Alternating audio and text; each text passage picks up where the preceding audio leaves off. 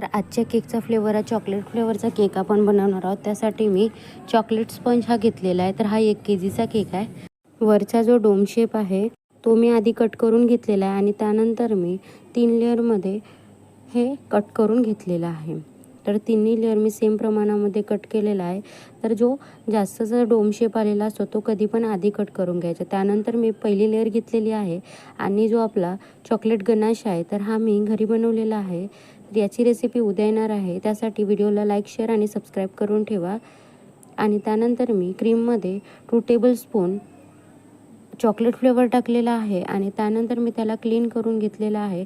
त्याच्यानंतर दुसरी लेअर घेतली, गनाश जो आहे तो टाकून घेतलेला आहे आधी आणि त्यानंतर पुन्हा मी तिथे क्रीम अप्लाय केलेली। तर पहिल्यांदा जेव्हा मी लेअरिंग केलेली आहे तेव्हा मला लक्षात नव्हतं, पण कस्टमरांनी कमी क्रीम ही सांगितली होती। त्यानंतर मी तिथे कमी क्रीमचा उपयोग केला आहे। तर इथे मी जेव्हा पहिली लेअर केली त्याच लेअरप्रमाणे पण इथे मी क्रीममध्ये 2 टेबलस्पून गनाश टाकलेला आहे आणि तिसरी लेअर घेतली आहे। तिसऱ्या लेअरवर मी गनाश टाकलेला आहे आणि त्याला क्रमकोट करून घेतलेला आहे। तर जेव्हा चॉकलेट क्रीम बनवतो तेव्हा गनाश असे लेअरिंगवर टाकल्यानंतर त्याचा टेस्ट आणखी इन्हान्स होतो। त्याच्यामुळे मी तिथे प्रत्येक लेअरवर थोडा थोडा गनाश टाकलेला आहे। त्यानंतर मी फायनल फिनिशिंग ही व्हाईट कलरच्या क्रीमने करत आहे आणि जो आपला स्क्रॅपर आहे त्याने मी त्याला डिझाईन करून घेतले आहे। त्यानंतर पुन्हा मी वरून क्लीन केलं आणि वरून क्लीन केल्यानंतर पुन्हा मी स्क्रॅपरच्या मदतीने साईडला क्लीन करून घेतलं। तर इथे आपले वर आणि साईडला क्रीम हे झालेले आहे। त्यानंतर मी एक छन्नी घेतलेली आहे आणि जो आपण गनाश बनवलेला होता तो मी गाळून घेतलेला आहे।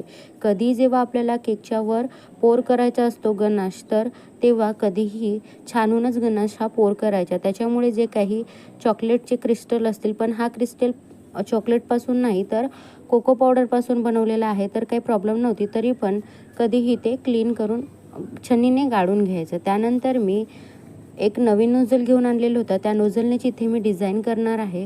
तर साईडला डिझाईन केल्यानंतर इथे मी मध्ये मध्ये असे डॉट डॉट देत मोदकसारखे इथे मी ही डिझाईन केलेली आहे। तर इथे आपली केकची सिंपलशी अशी डिझाईन रेडी झालेली आहे।